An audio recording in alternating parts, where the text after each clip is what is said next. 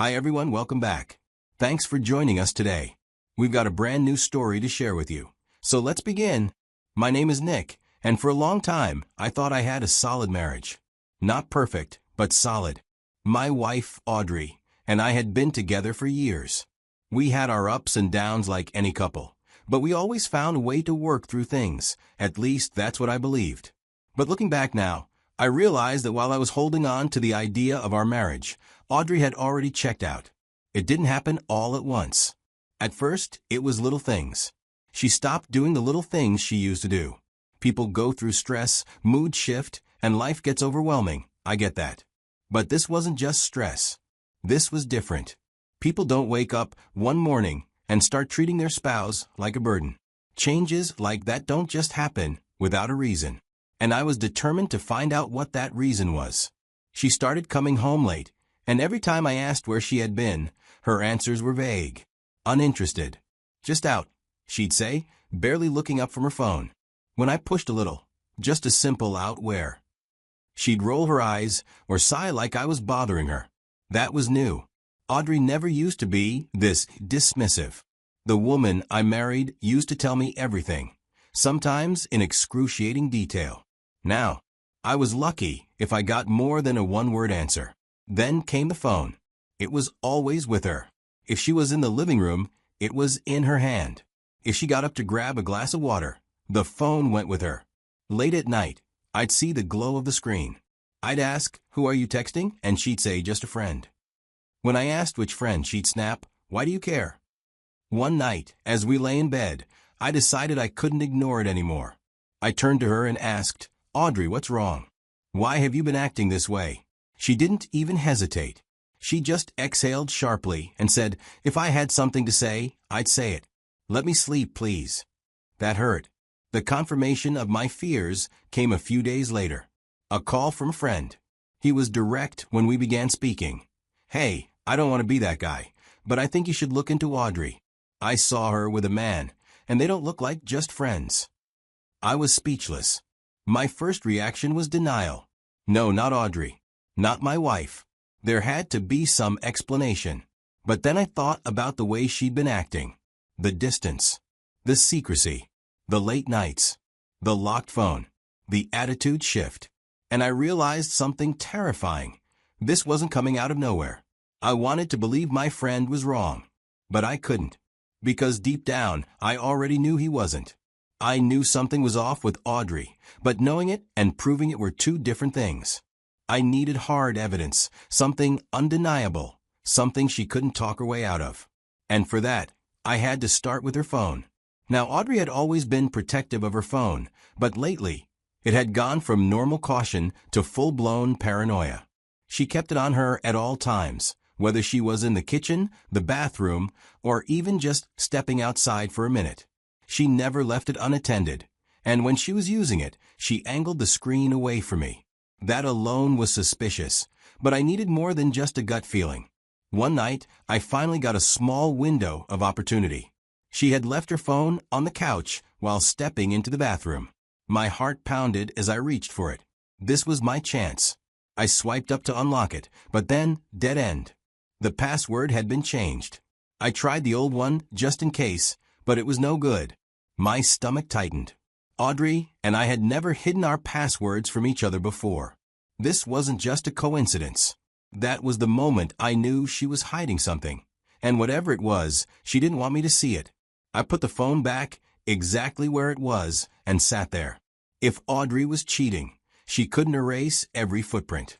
People slip up when they get comfortable. They get sloppy, and that's when they get caught. If I couldn't get to her phone, I had to take a different approach. I needed to see it with my own eyes. A few days later, I finally got my chance. Audrey told me she was going out to grab something real quick. No extra details, no mention of who she was going with, just vague enough to make my instincts flare up. So, I decided to follow her. I waited a few minutes after she left, then grabbed my car keys and drove out, making sure to stay far enough behind that she wouldn't notice. I tailed her through a few streets until she pulled up in front of an unfamiliar house.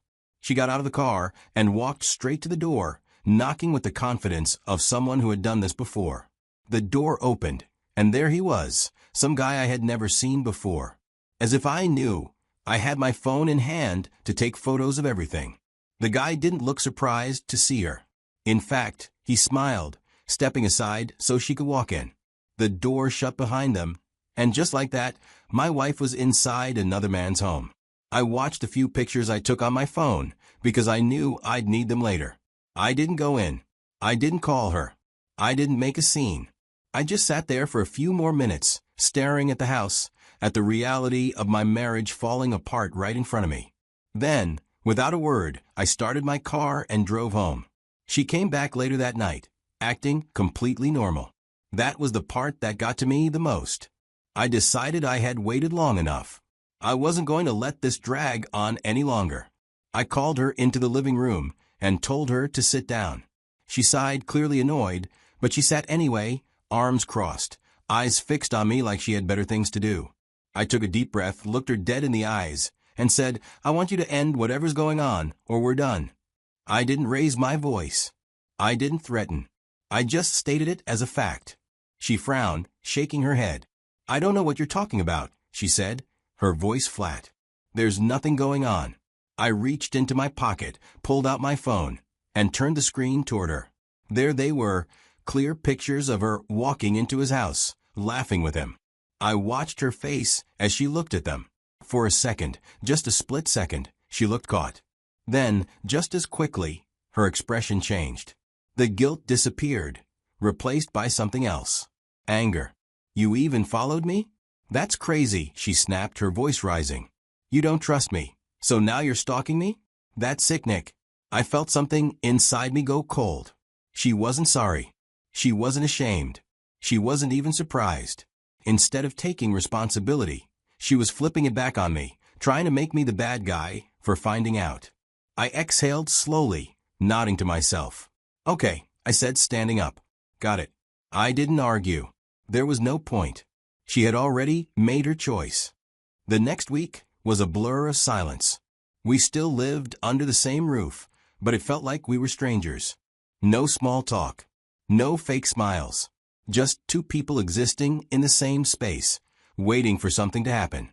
She didn't try to explain herself. She didn't try to fix anything. And I already knew she wasn't going to stop seeing him. I wasn't going to beg her to stay loyal. That wasn't love.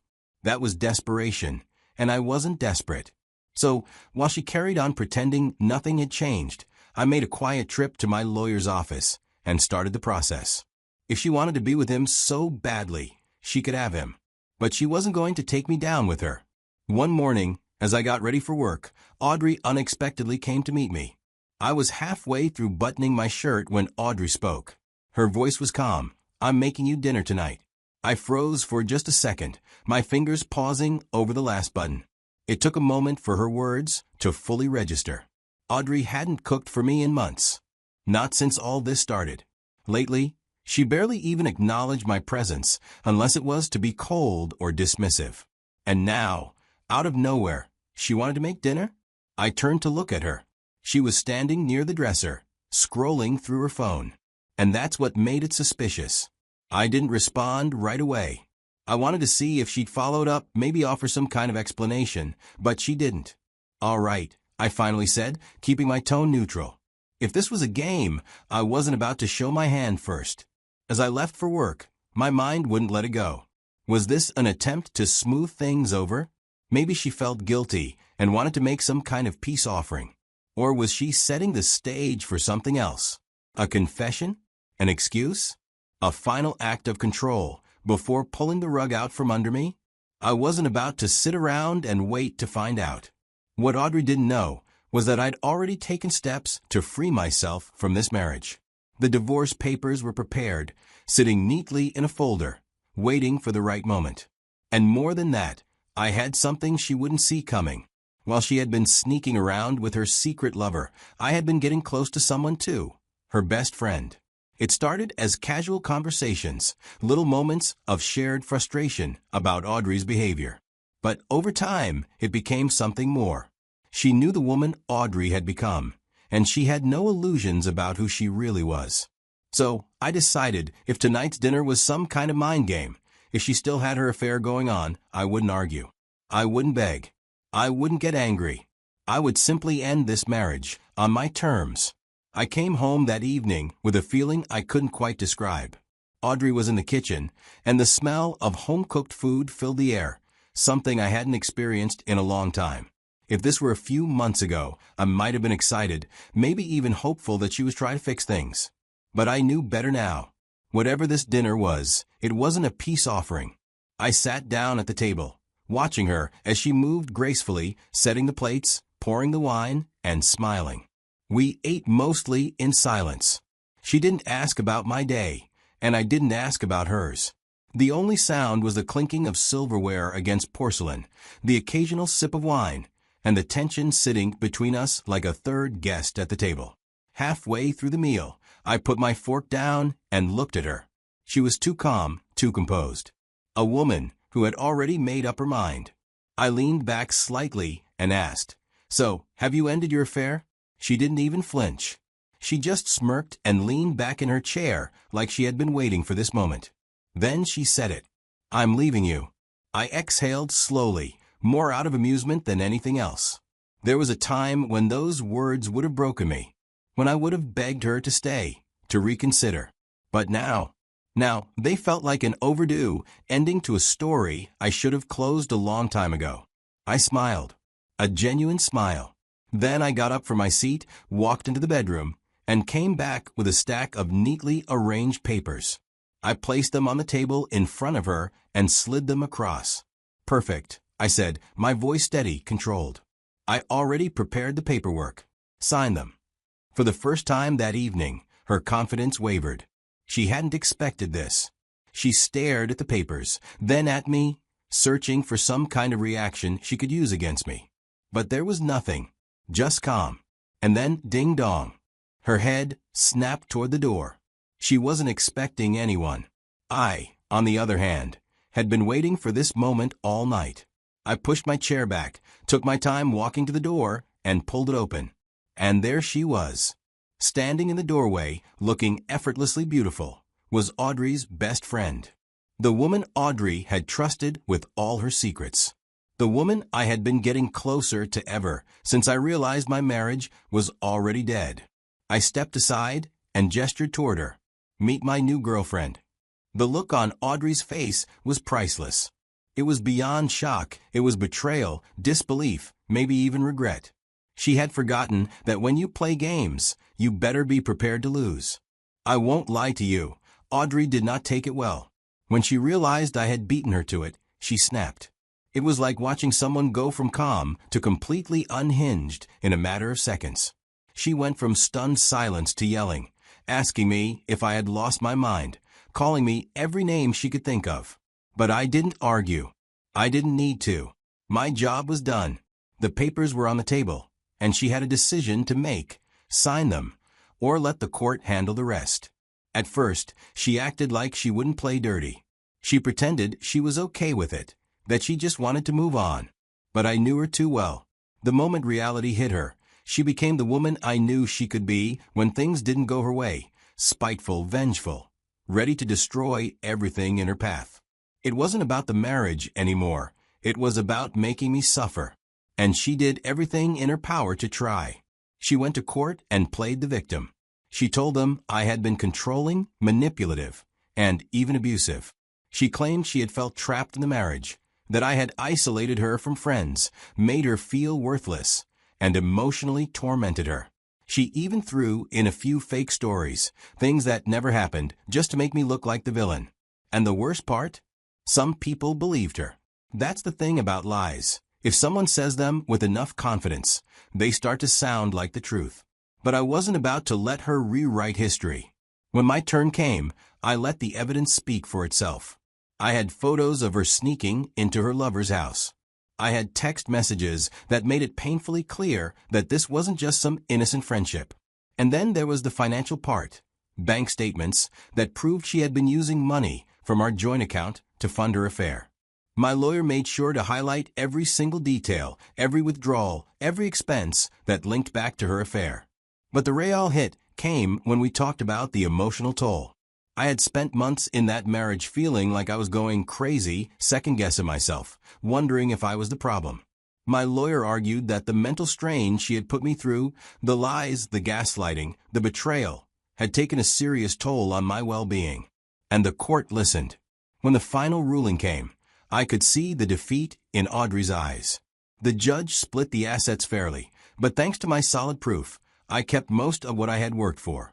She didn't get to walk away with everything as she had planned. She thought she could ruin me, but in the end, she only exposed herself. And as I walked out of that courtroom, I felt something I hadn't felt in a long time. Peace. You'd think that after everything, I'd feel complete, satisfied even. But the truth is, no one walks away from something like this without scars. I moved on, at least that's what I told myself. Audrey's best friend and I started seeing each other. She had been there through the fallout. She had seen how Audrey treated me. And unlike my ex-wife, she actually seemed to appreciate me. But deep down, a part of me just couldn't shake the feeling that no matter who I was with, I'd always be waiting for the other shoe to drop. You don't go through betrayal like this and come out the same. I learned that trust isn't just given, it's earned. And once it's broken, it never quite fits back together the way it used to. Could I ever trust someone enough to get married again?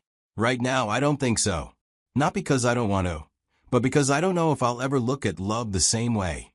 It's like when you touch a hot stove as a kid. Once you get burned, you flinch every time your hand gets near the heat. And me? I got burned badly.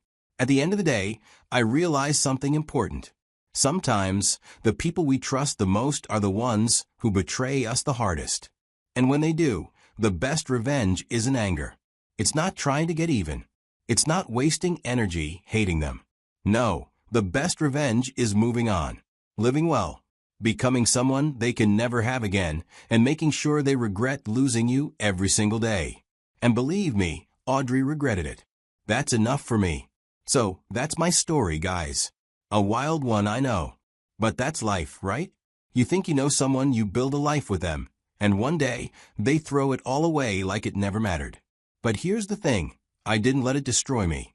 And if you ever find yourself in a situation like this, don't let it destroy you either. Now, I want to hear from you.